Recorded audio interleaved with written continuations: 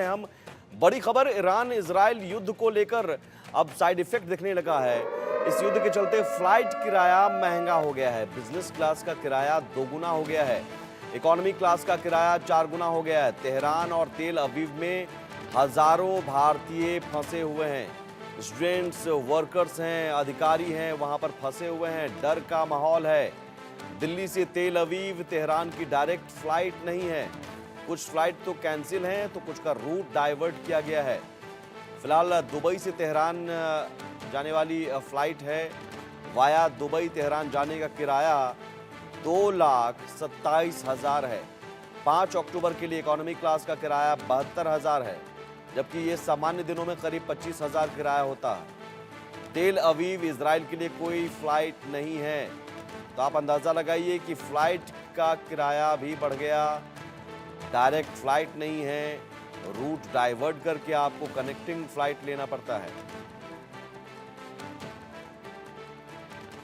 Iran Israel युद्ध की वजह से हजारों यात्री फंसे हुए हैं, चाहे वो दिल्ली की बात हो या तेहरान या तेल अवीव की बात हो। और कई फ्लाइट्स की रूट बदल दिए गए हैं। डायरेक्ट फ्लाइट्स तेल अवीव के लिए नहीं अभी मिल रही है। और इस पर हमारे साथ बातचीत करने के लिए travel agent federation of India यानी टाफी के वाइस प्रेसिडेंट अनिल कलसी हैं। इनसे हम बात करते हैं। अनिल जी, फिलहाल क्या स्थिति है दिल्ली से, क्योंकि लगातार हम देख रहे हैं वहां पे बमबारी हो रही है, रॉकेट दागे जा रहे हैं, क्या स्थिति है? प्रॉब्लम ये है कि दिक्कत तो आम आदमी को ही आती है। पहले से ही गवर्नमेंट ने कहा था कि इस एरिया से आप अगर निकल सके तो निकल जाएं, पर जिसका व्यवसाय या पढ़ाई जो कुछ भी है चल रहा होता है उसके लिए ये सब करना बड़ा मुश्किल है। इस सिचुएशन में अब जब एस्केलेशन इतनी हाई हो गई है तो सब निकलने की कोशिश कर रहे हैं, बट डायरेक्ट फ्लाइट्स नहीं है, क्योंकि कभी भी हमला हो सकता है, कभी भी बात खराब हो सकती है ज़्यादा। जो वाया फ्लाइट्स हैं, वाया दुबई से ही तेहरान की ऑप्शन है, उसमें फेयर बहुत हाई है। जो थोड़ी बहुत अवेलेबिलिटी है, 4 गुना फेयर है। बट जो आदमी अपने घर पहुंचना चाहते हैं, चाहे वो इंडिया आना चाहे, चाहे यहाँ के लोग वहाँ वापस जाना चाहे, वो ट्राई करते हैं कि जिस फेयर पे भी हो अपने घर पहुंचो। अब सिचुएशन ये है कि जैसे ही गवर्नमेंट हमारी बड़ी प्रोएक्टिव है, कोशिश तो ये रहती है कि कहीं से कोई स्पेशल फ्लाइट्स लगे, अगर बीच में इनको कोई विंडो मिली तो अपने लोगों को निकालने की कोशिश करेंगे, क्योंकि दोनों तरफ पे इसराइल में भी बहुत लोग हैं हमारे, ईरान में भी हैं, और हमारे इंटरेस्ट दोनों तरफ ही हैं, और बहुत लोग फंसे हुए हैं, तो किसी न किसी तरह उनको घर पहुंचाना है। कितने लोग दोनों साइड फंसे हुए हैं? मेरे पास एग्जैक्ट फिगर्स तो नहीं है, बट थाउजेंड्स में तो डेफिनेटली होंगे, बिकॉज हमारे इंटरेस्ट तेहरान में भी बहुत ज़्यादा है, इंडिया का इंटरेस्ट, और इसराइल से भी हमारे बहुत रिलेशंस हैं। एयर इंडिया की डायरेक्ट फ्लाइट कैंसिल है, तो एयर इंडिया की डायरेक्ट फ्लाइट इतनी भर के आती थी और काफ़ी रेगुलर फ्लाइट थी, तो काफ़ी लोग आते थे उससे। और आप सोचियो कि इतना इतना ट्रैफिक है, तो तभी इतनी डिमांड है।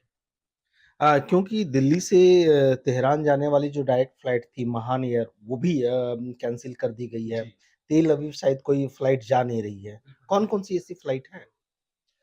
तो तेहरान जाने के लिए तो खाली एमिरेट्स की ही ऑप्शन मुझे नज़र आ रही है, जो थोड़ी बहुत है। इसराइल की फ़्लाइट्स तो एयर इंडिया ने भी बंद की हुई हैं। अगर एल आल की कोई फ़्लाइट्स थोड़ी बहुत ऑपरेट कर भी रही है, तो इतनी फुल है कि वो कंप्यूटर पे नज़र भी नहीं आती। तो पैसेंजर जब जाके एयरपोर्ट पे ट्राई करते हैं जहाँ से जो हो जाए, बट आप सोचिए कि just willing to pay any amount of money to get on the flight back home. Uh, आप चेक करके हमें बताएँगे कि क्या स्थिति है? क्योंकि जिस तरह से लोगों के सप्लाई एंड डिमांड बढ़े हैं, लोग जिस तरह से डर के माहौल में हैं। हालाँकि भारत सरकार ने कहा है कि ज़रूरत पड़े तभी वो घर से निकलें, एडवाइज़री भी जारी कर दी गई है, चाहे हम तेल अवीव की बात करें या तेहरान की बात करें। तो सीधे कलसी जी बता रहे हैं कि ये आप देखिए, अगर आपको तेहरान जाना हो या तेल अवीव जाना हो, तो अभी ये स्थिति बताई जा रही है। ये कौन-कौन सी फ्लाइट है? तो ये एमिरेट्स की फ़्लाइट आ रही है दिल्ली दुबई से तेहरान कल सुबह की। कल रात की एक्चुअली, जो कनेक्ट करेगी, बट उसमें अब इकोनॉमी क्लास बिल्कुल फुल हो गई है। अब अगर आप बिज़नेस क्लास का फेयर लेते हैं वन वे, जो 3 ही सीटें अब अवेलेबल हैं, तो आप 2,27,000 पे पहुँच गए।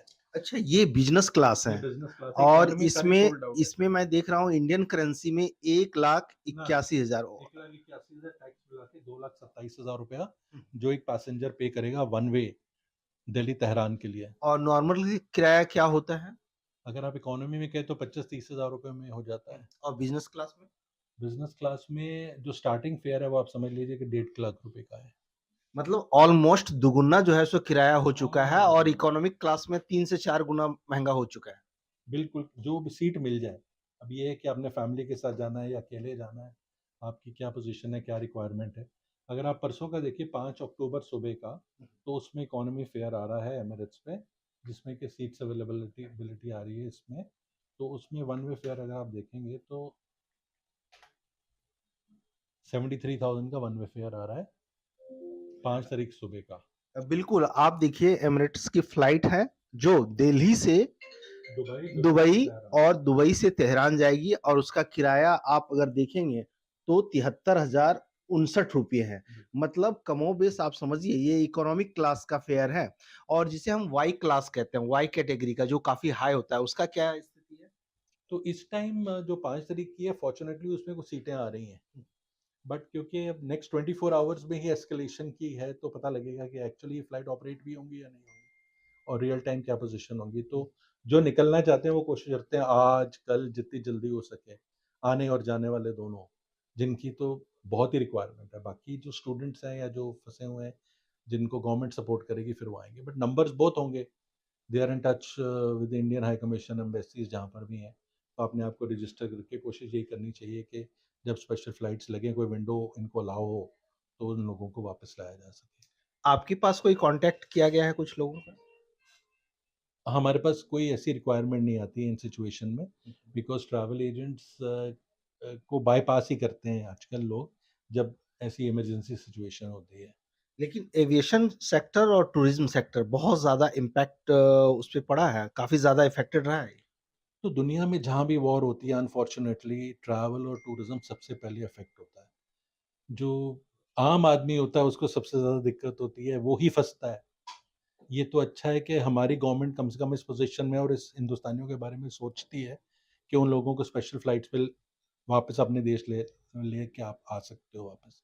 क्योंकि हमने देखा यूक्रेन और रसिया का जब हुआ था तो उसमें ऑपरेशन चलाया गया था और वहाँ से लोगों को इवैक्यूएट किया गया था और भारत हज़ारों लोगों को लाया गया था। तो ऐसी स्थिति में क्या सिचुएशन आपको वहाँ दिखा? क्योंकि आप लोगों को लगातार वहाँ संपर्क में होंगे, लोगों से बातचीत हो रही होगी। क्या एक्चुअल ग्राउंड है? प्रॉब्लम ये है कि इज़राइल के रिटेलिएशन पे डिपेंड करता है। ये Israel will not take it lying down, तो वो अफेक्ट कोई ना कोई रिटेलिएशन बहुत जल्दी आएगी। उससे पता लगेगा कि इस सेक्टर में आगे क्या होता है, कितने एयरपोर्ट ऑपरेशनल हैं, कितना नो फ्लाई ज़ोन होता है, क्या होता है, क्या नवरात्र की शुरुआत के साथ ही